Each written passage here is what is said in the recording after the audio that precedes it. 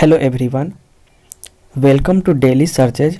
दोस्तों, daily searches रोज़ रात 9 बजे एक सीरीज ला रही है जिसमें आपको 10 क्वेश्चंस का डिस्कशन करने वाले हैं जो आने वाले railway, NTPC, SSC, sub inspector, police, TET, central TET, state exams या जितने भी एग्ज़ाम्स होते हैं उनके लिए महत्वपूर्ण होने वाली है।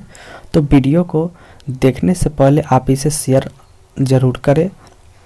तो आइए देखते हैं आज के उन टॉप 10 क्वेश्चंस को।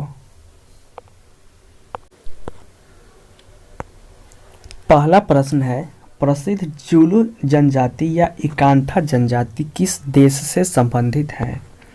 तो ये जुलू जनजाति और इकांथा जो जनजाति है ये आपका ऑप्शन है साउथ अफ्रीका, मध्य अफ्रीका, ब्राज़ील, न्यूजीलैंड। तो ये जुलू जनजाति जो है ये साउथ अफ्रीका से संबंधित है, यानी दक्षिण अफ्रीका से संबंधित है ये जुलू जनजाति या इकांथा जनजाति। दोस्तों, यदि मध्य अफ्रीका की बात करें तो मध्य अफ्रीका में निग्रो जनजाति पाई जाती है मध्य अफ्रीका में। और ब्राज़ील की यदि बात करें तो ब्राज़ील में बोरो जनजाति पाई जाती है। न्यूजीलैंड में माओरी जनजाति पाई जाती है न्यूजीलैंड में। तो इसका आंसर हो जाएगा जुलू या इकांथा जनजाति कहाँ पाई जाती है? तो ये साउथ अफ्रीका में पाई जाती है।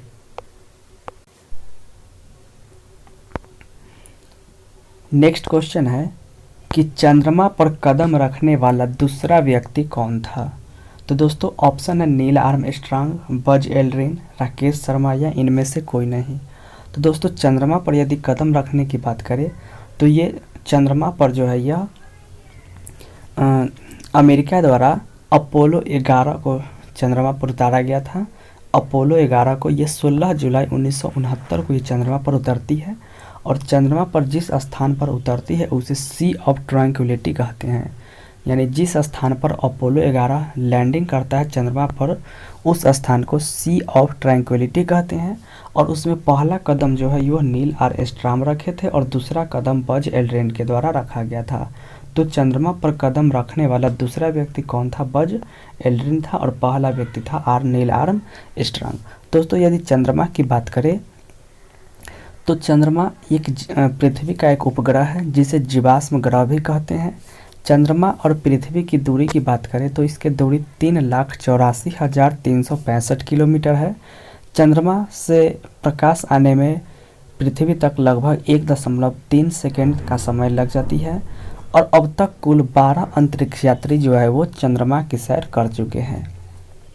यदि चंद्रमा की पलायन वेग की बात करें तो चंद्रमा का पलायन वेग 2.38 किलोमीटर प्रति सेकेंड होती है, यानी चंद्रमा के लिए एस्केप वेलोसिटी की यदि बात करें तो 2.38 किलोमीटर प्रति सेकेंड होती है। यदि पृथ्वी से हम चंद्रमा का 57% भाग ही दिखाई देता है।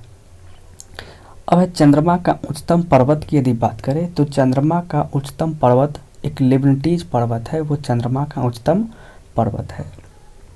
राकेश शर्मा की बात करें तो राकेश शर्मा 1984 में प्रथम भारतीय जो है वो अंतरिक्ष में जाते हैं। नेक्स्ट है, पाकिस्तान का नाम किस वर्ष गढ़ा? यानी पाकिस्तान का नामकरण किस वर्ष हुआ था? तो दोस्तों, पाकिस्तान की नामकरण की यदि बात करें तो पाकिस्तान का नामकरण में जो है वो एक लंदन के कैम्ब्रिज यूनिवर्सिटी के छात्र चौधरी रहमत अली और उनके कुछ साथियों ने मिलकर के एक 1933 ईस्वी में पाकिस्तान का पाकिस्तान नाम दिए थे। तो पाकिस्तान का नाम जो है ये 1933 में पड़ गया। और 1906 की यदि बात करें तो 1906 में मोहम्मद अली जिन्ना द्वारा ढाका में मुस्लिम लीग की स्थापना होती है। 1940 में मुस्लिम लीग द्वारा पाकिस्तान की मांग की जाती है, लेकिन 1933 में ही पाकिस्तान शब्द कर देते हैं चौधरी रहमत अली जो लंदन में कैम्ब्रिज यूनिवर्सिटी के छात्र रहते हैं। 1940 में और अगस्त प्रस्ताव 1940 में लॉर्ड लिथगो के समय में आती है। उसके बाद 1940 में एक और महत्वपूर्ण घटना होती है कि 13 मार्च 1940 को जनरल और डायर को उधम सिंह जो है वो लंदन के कैक्सटन हॉल में जाकर के गोली मार देती है। तो 1940 में तीन चीज़, एक तो हो गया कि मुस्लिम लीग के लाहौर अधिवेशन में पाकिस्तान की मांग होती है 1940 में। उसके बाद अगस्त प्रस्ताव भी 1940 में आती है और 1940 में ही सरदार उधम सिंह ने लंदन के कैक्सटन हॉल में जाकर जनरल डायर को गोली मार देते हैं। 1946 की यदि महत्वपूर्ण घटना की बात करें तो 1946 में जो होती है वो एक तो प्रधानमंत्री एटले की घोषणा होती है भारत की स्वतंत्रता दिलाने के लिए। उसके बाद नौसेना का विद्रोह हो जाती है 1946 में। उसके बाद कैबिनेट मिशन 1946 में भारत आती है और 1946 में एक और महत्वपूर्ण घटना होती है, मुस्लिम लीग द्वारा डायरेक्ट एक्शन डे यानी प्रत्यक्ष कार्यवाही दिवस जो है ये 1946 में ही मनाया जाता है। तो इसका आंसर हो जाएगा पाकिस्तान का नाम जो है ये 1933 में गढ़ा गया था।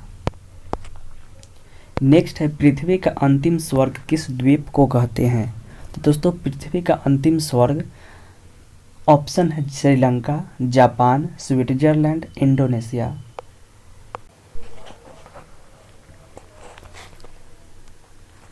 तो पृथ्वी का अंतिम स्वर्ग जो है ये इंडोनेशिया द्वीप को कहते हैं। इंडोनेशिया द्वीप को कहते हैं पृथ्वी का अंतिम स्वर्ग। श्रीलंका तो ये पूर्व का मोती या हिंद महासागर की मोती श्रीलंका को कहते हैं। जापान को सुकुमार फूलों का देश या पूर्व का ग्रेट ब्रिटेन या पीतातंक के नाम से जापान को जाना जाता है। और स्विट्जरलैंड को यूरोप के खेल के मैदान के नाम से जाना जाता है स्विट्जरलैंड। और स्विट्जरलैंड में ही एक बर्न है।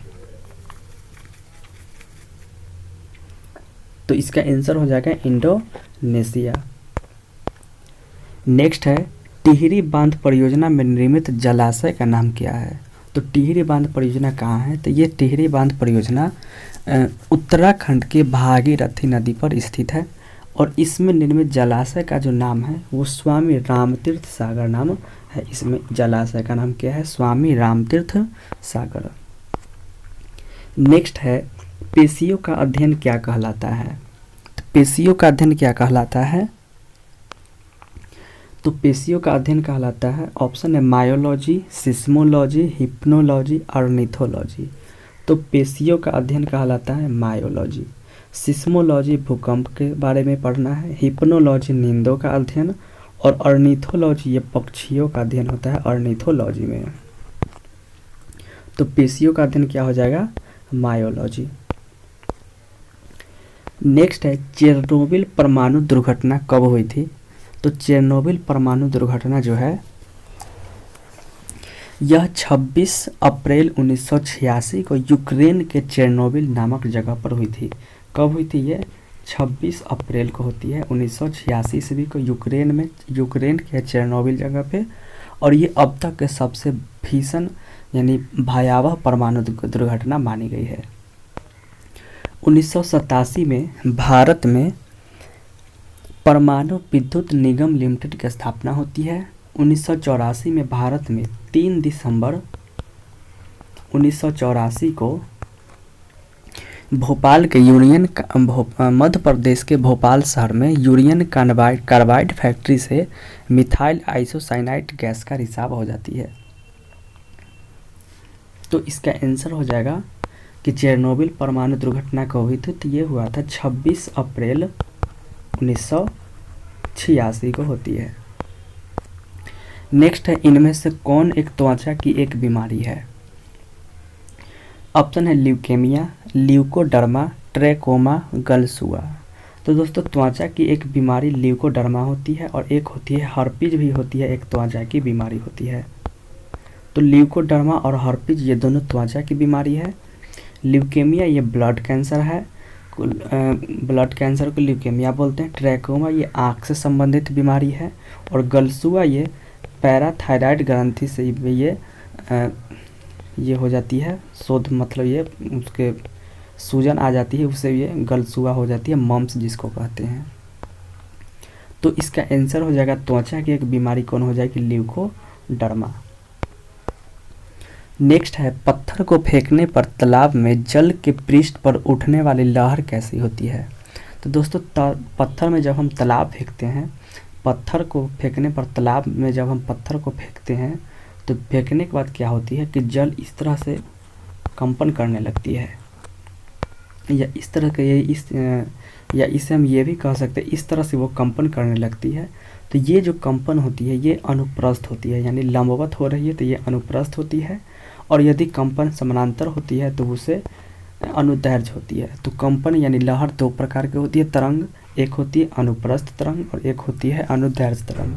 तो अनुप्रस्थ तरंग होती है वो लंबवत चलती है, और अनुदैर्घ्य तरंग जो है वो समानांतर में चलती है। तो यहाँ पे तालाब के जल में जो पृष्ठ पर उठने वाली लहर होती है वो अनुप्रस्थ होती है।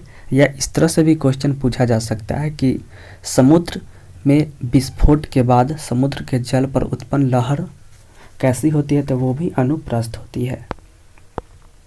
नेक्स्ट है एसिटिक एसिड में कार्बन अणुओं की संख्या कितनी होती है। तो दोस्तों इसमें क्वेश्चन ये भी पूछा जा सकता है एसिटिक एसिड में कार्बन अणुओं की संख्या कितनी होती है, ऑक्सीजन अणुओं की संख्या कितनी होती है, या हाइड्रोजन अणुओं की संख्या कितनी होती है। तो इसके लिए सबसे मेन है इसका सूत्र। तो एसिटिक एसिड का सूत्र होता है CH3COOH। अब यहाँ पे देखिए कार्बन का कितना अणु है, तो 2 अणु है, तो ऑप्शन इसका आंसर हो जाएगा 2। यदि ऑक्सीजन का पूछता तो ऑक्सीजन का कितना अणु है, 2 अणु है, तो यहाँ 2 हो जाता, 2 हो जाता। हाइड्रोजन कितना अणु है, तो 3 और 1 4, यानी हाइड्रोजन का 4 अणु हो जाता।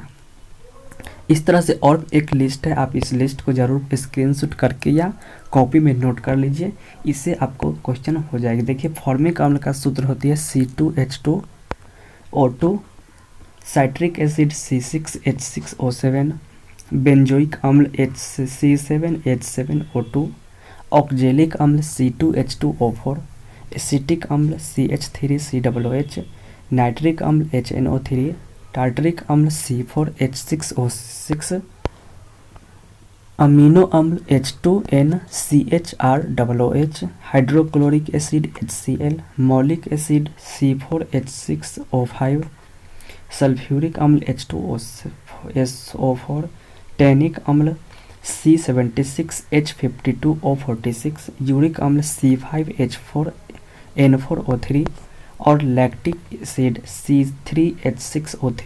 तो मान लीजिए पूछा जाए लैक्टिक एसिड में हाइड्रोजन अणु की संख्या कितनी होती है, तो 6, कार्बन अणु की संख्या 3 और ऑक्सीजन अणु की संख्या 3। तो इस तरह से आप सारा को कर सकते हैं। तो इसे आप स्क्रीनशॉट ले लें या कॉपी में नोट ज़रूर कर लें। तो आई होप कि ये वीडियो आप लोगों को पसंद आया होगा, तो प्लीज़ इसे लाइक करें और अपने दोस्तों को शेयर करें और हमारे चैनल को सब्सक्राइब ज़रूर करें। धन्यवाद।